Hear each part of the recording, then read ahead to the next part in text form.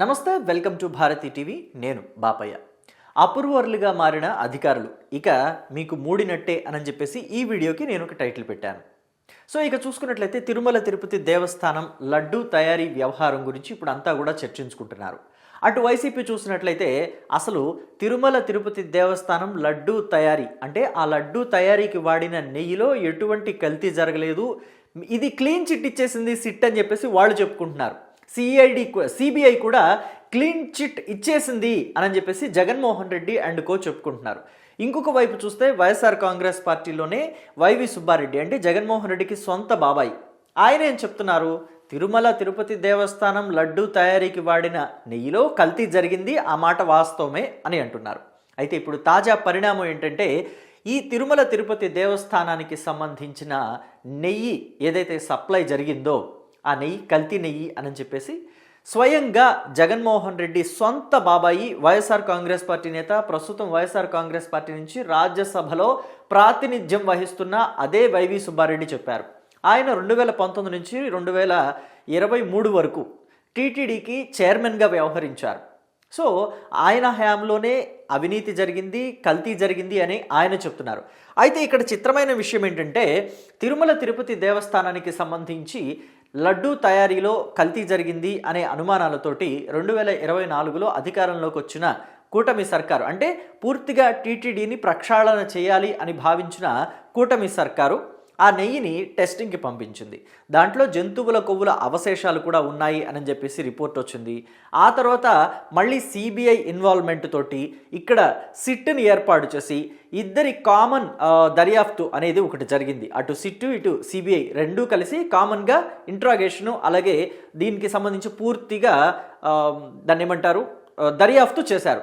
దర్యాప్తు చేసినప్పుడు తేలింది ఏంటంటే అసలు అది కల్తీ నెయ్యి కాదు, పూర్తిగా నెయ్యే కానీ ఒక పదార్థం, 1 లీటర్ పాలు కొనలేదు, 1 కేజీ వెన్న కొనలేదు, ఏమీ లేకుండానే 68 లక్షల కిలోల నెయ్యిని తయారు చేశారు అని చెప్పేసి, అంటే అది అసలు నెయ్యే కాదు సింథటిక్ నెయ్యి అని చెప్పేసి దానికి సైంటిస్టులు కూడా ఒక పేరు పెట్టారు.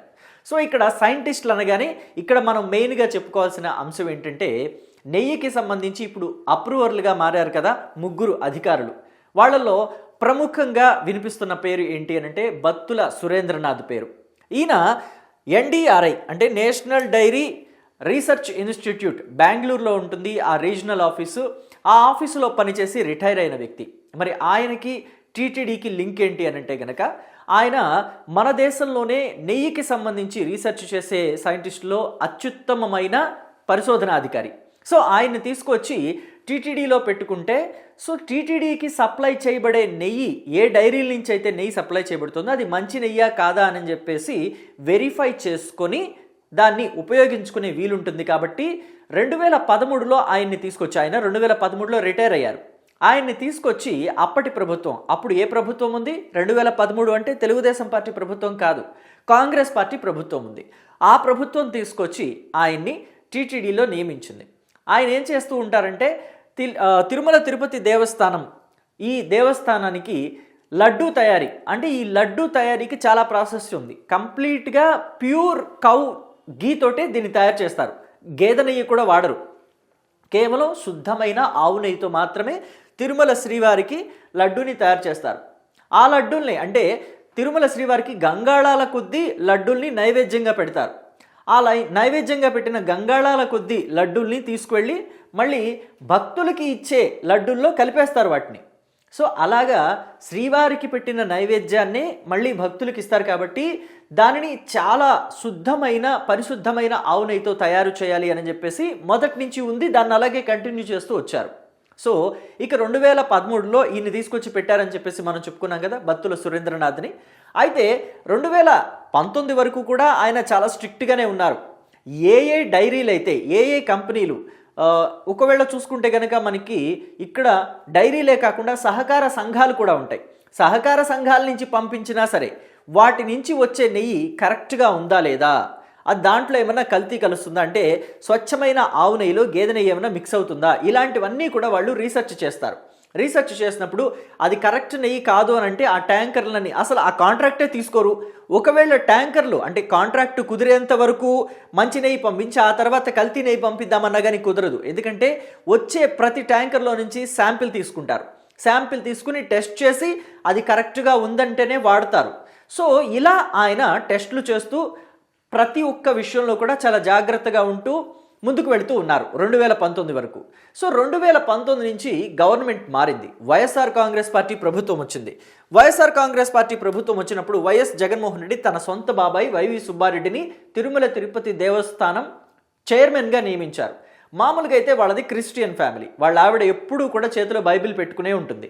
కానీ జగన్మోహన్ రెడ్డి ఏమన్నారంటే మా బాబాయ్ సూపర్ స్వామి, ఆయన ఎన్నిసార్లు అయ్యప్ప మాల వేసుకున్నారో చెప్పలేము, సో ఆయన హిందువే అని చెప్పేసి ఆంధ్రప్రదేశ్ రాష్ట్ర ప్రజల మీద రుద్ది మరి ఆయన్ని టీటీడీ చైర్మన్ని చేశారు. ఎనీవే టీటీడీ చైర్మన్ని చేయటం అనేది జగన్మోహన్ రెడ్డి చేతిలో ఉంది. అప్పుడు ప్రభుత్వం వాళ్ళది కాబట్టి ఎవరు కాదనలేరు, ఏమీ చేయలేరు. సో ఆయన్ని నియమించారు. నియమించినప్పటికీ ప్రతి ఒక్క విషయంలోనూ జాగ్రత్తగా ఉంటూ తిరుమల శ్రీవారి లడ్డు ప్రసాదానికి లేకపోతే ఇతరత్ర వ్యవహారాల్లోనూ ఎటువంటి అపచారం జరగకుండా యథావిధిగా అంతకుముందు వరకు 2019 వరకు ఎలా ఉందో అలాగే కొనసాగించి ఉంటే బాగుండేది. కానీ వీళ్ళంతా ఏం చేశారంటే ఈ బోలే బాబాల్ని, ఏఆర్ డైరీల్ని, వైష్ణవి డైరీల్ని తీసుకొచ్చేసి వాళ్ళ కమిషన్ల కోసం వాటి కోసం తిరుమల తిరుపతి దేవస్థానానికి నెయ్యే కానీ ఒక సింథటిక్ నెయ్యి లాంటి దాన్ని తయారు చేసి అది తీసుకొచ్చి తిరుమల తిరుపతి దేవస్థానానికి సప్లై చేసేలాగా ఏర్పాటు చేసుకున్నారు. అయితే మరి ఈ బత్తుల సురేంద్రనాథ్ ఏం చేశాడు అనంటే మరి ఆయన విధి ఏంటి, అసలు డైరీకి ఆ క్యాపబిలిటీ ఉందా లేదా, ఆ డైరీ పెట్టి ఎన్నాళ్ళు అవుతుంది, ఎంత స్థాయిలో నెయ్యిని ఉత్పత్తి చేస్తున్నారు, ఆ ప్లాంట్ సరైన నెయ్యిని ఉత్పత్తి చేస్తుందా లేదా, క్వాలిటీ నెయ్యి ఉత్పత్తి చేస్తుందా లేదా అనే వాటిని పరిశీలించాలి కదా. కానీ పరిశీలించలేదు. పరిశీలించకుండానే ఓకే చెప్పేశారు. ఎలా చెప్పారు ఓకే అనంటే గనక బత్తుల సురేంద్రనాథ్ని ఇటు వైవి సుబ్బారెడ్డి కావచ్చు లేకపోతే బోమన కరుణాకర్ రెడ్డి కావచ్చు చాలా చక్కగా వల్లో వేసుకున్నారు. ఆయనకి తిరుమల తిరుపతి దేవస్థానంకి వచ్చినప్పుడల్లా కూడా ప్రత్యేకంగా దర్శనాలు ఏర్పాటు చేయించడం, అదేవిధంగా వసతి ఏర్పాటు చేయించడం, ఆయన కోరిన కోరికలన్నీ కూడా అంటే శ్రీవారి ప్రసాదం కావాలన్నా శ్రీవారి దర్శనం కావాలన్నా ఇలాంటివన్నీ కూడా ఆయనకి అడిగినవన్నీ కూడా చేసి పెడుతూ ఆయన చేత వీటన్నిటికీ ఓకే చేయించుకున్నారు. ఏఆర్ డైరీ కావచ్చు లేకపోతే బోలేబాబా డైరీ నుంచి సప్లై అయ్యే నెయ్యి కావచ్చు లేకపోతే సప్లై కాంట్రాక్టు కుదరటం దగ్గర నుంచి ఆ కాంట్రాక్టు కుదిరి ఆ నెయ్యి ట్యాంకర్లు వచ్చిన ప్రతిసారి కూడా నెయ్యి బాగుంది అని సంతకం పెట్టేలాగా ఓకే చేయించుకున్నారు. మొత్తమే చూస్తే ఇప్పుడు ఆయన ఏమంటున్నారంటే నేను ఇది చేసింది తప్పే, నాకు అన్ని వసతులు అన్నీ చూయించేసరికి నేను మైమరిచిపోయాను, నన్ను బుట్టలో వేసుకున్నారు, నన్ను లోపరుచుకుని వాళ్ళ కాంట్రాక్టులు అన్నిటికీ కూడా ఓకే చేయించుకున్నారని చెప్పేసి ఆయన విచారణలో జడ్జి ఎదుట మొత్తం చెప్పేశారట. అంటే పూర్తిగా అప్రూవర్గా మారిపోయారు. జడ్జి ఎదుట కాదు, ఆ విచారణ అధికారుల ఎదుట చెప్పేసి పూర్తిగా ఆయన అప్రూవర్గా మారిపోయారు. ఈయనొక్కడే కాదు, ఈయనొక్కడ మాత్రమే అప్రూవర్గా మారలేదు, ఇంకో ఇద్దరు కూడా అప్రూవర్లుగా మారారు. బోలేబాబా డైరీకి కెమికల్స్ సప్లై చేసిన వ్యక్తి కూడా అప్రూవర్గా మారిపోయాడు. అంటే మనం చెప్పుకున్నాం కదా, ఇది అసలు నెయ్యే కాదు, డాల్డా లేకపోతే పామాయిల్ తోటి కెమికల్స్ని సుగంధ ద్రవ్యాల్ని మిక్స్ చేసి నెయ్యి లాంటి ఒక పదార్థాన్ని తయారు చేశారు. అది నెయ్యిలాగా భ్రమింపజేయడానికి, నెయ్యి టెక్స్చర్ రావడానికి దాంట్లో మనం లెట్రిన్ యాసిడ్స్ ఉంటాయి కదా, లెట్రిన్ యాసిడ్స్లో లెట్రిన్ క్లీన్ చేసే కెమికల్స్లో కొన్ని యాసిడ్స్ కలుపుతారని చెప్పేసి మనం విన్నాం కదా, లబ్సా అంటారు వాటిని. ఆ లబ్సా అనే యాసిడ్స్ని కూడా దీంట్లో మిక్స్ చేశారు. నెయ్యి లాంటి ఒక సువాసన టెక్స్చర్ని క్రియేట్ చేయడానికి దాన్ని వాడారని చెప్పేసి మనం వింటున్నాం. సో అలాంటి కెమికల్స్ అన్నీ కూడా ఈ బోలేబాబా డైరీకి సప్లై చేసింది ఆ కాంట్రాక్టరే, కెమికల్స్ కాంట్రాక్టర్. ఇంకొక అతను బోలేబాబా డైరీలో పనిచేసే ఉద్యోగి, ఆయన కూడా పూర్తిగా అప్రూవర్గా మారిపోయాడు. సో ఇంతమంది అప్రూవర్లుగా మారారు. అయితే ఇక మీదట ఎవరెవరు ఈ టీటీడీకి సంబంధించి ఈ అక్రమాలకి పాల్పడ్డారో వాళ్ళందరినీ కూడా బయటికి లాగుతాం. ఇప్పటి వరకు అధికారులు లేకపోతే ఈ సప్లై చేసిన నెయ్యి తాలూకు డైరీలు వీళ్ళు మాత్రమే దొరికారు. విపిల్ జైను, పోమిల్ జైను ఇలాంటి వాళ్ళు, లేకపోతే బత్తుల సురేంద్రనాథ్ ఇలాంటి వాళ్ళే పట్టుబడ్డారు, లేకపోతే టీటీడీలో పనిచేసే అధికారులు పట్టుబడ్డారు. ఇక వాళ్ళ వెనకాల ఉన్న పెద్ద తలకాయలు ఎవరు అనే విషయాన్ని కూడా ఖచ్చితంగా మేము వదిలిపెట్టకుండా బయటకు తీస్తాము అని చెప్పేసి నిన్న ప్రెస్ మీట్లో అటు ఆంధ్రప్రదేశ్ ముఖ్యమంత్రి నారా చంద్రబాబు నాయుడు, అలాగే జనసేన అధినేత ఆంధ్రప్రదేశ్ ఉప ముఖ్యమంత్రి పవన్ కళ్యాణ్ కూడా ఈ విషయంలో చాలా సీరియస్గా వార్నింగ్ ఇచ్చారనే చెప్పాలి. అసలు ఆంధ్రప్రదేశ్ ముఖ్యమంత్రి చంద్రబాబు నాయుడు అయితే ఒక మాటని క్లియర్గా చెప్పారు. ఇది కేవలం 250 కోట్లో 300 కోట్లో స్కామ్ గురించి కాదు, తిరుమల తిరుపతి దేవస్థానం పవిత్రతను పూర్తిగా దెబ్బ కొట్టాలి అనే ఉద్దేశంతో వీళ్ళు చేసినట్టుగా కనిపిస్తోంది. తిరుమల తిరుపతి దేవస్థానం పవిత్రతని దెబ్బతీయటం అనేది ఎవరి తరము కాదు. మేమున్నాము, ఖచ్చితంగా మేము దీని గురించి యాక్షన్ తీసుకుంటామని చెప్పేసి గట్టిగా తేల్చి చెప్పారు. అటు పవన్ కళ్యాణ్ కూడా మేము అంతకుముందు టీటీడీకి వెళ్ళినప్పుడు, దర్శనం కోసం వెళ్ళినప్పుడు అక్కడ కొంతమంది మమ్మల్ని కలిసి ఇక్కడ అక్రమాలు జరుగుతున్నాయి అని చెప్పేసి మాతో చెప్పారు అనే విషయాన్ని కూడా ఇప్పుడు బయట పెట్టారు. అంటే అప్పుడు అధికారంలో లేకపోయారు కాబట్టి. జనసేన పార్టీ అప్పుడు అధికారంలోకి లేదు. Telugu Desam party, Janasena party, Bharatiya Janata party మూడు కలిసి 2024లో పోటీ చేసి ఎన్నికలకు వెళ్ళి పోటీ చేసి గెలిచి అధికారాన్ని దక్కించుకున్నాయి. ఇప్పుడు ఈ మూడు కూటమిలో ఉన్నాయి.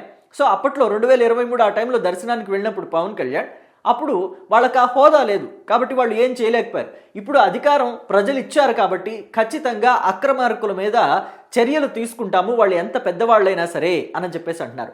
కేవలం ఇది అధికారులు లేకపోతే డైరీ కంపెనీల వాళ్ళు చేస్తే జరిగేది కాదు. ఇక్కడ ఖచ్చితంగా పెద్దవాళ్ల ఇన్వాల్వ్మెంట్ ఉంది. అంటే అటు టీటీడీ చైర్మన్లు వైవి సుబ్బారెడ్డి, భూమన కరుణాకర్ రెడ్డి, లేకపోతే ఆయన వెనుక జగన్మోహన్ రెడ్డి వీళ్ళు ఉండి ఉంటారు అనేది అందరి అనుమానం. అందరూ కూడా ఇదే అనుమానాన్ని వ్యక్తం చేస్తున్నారు.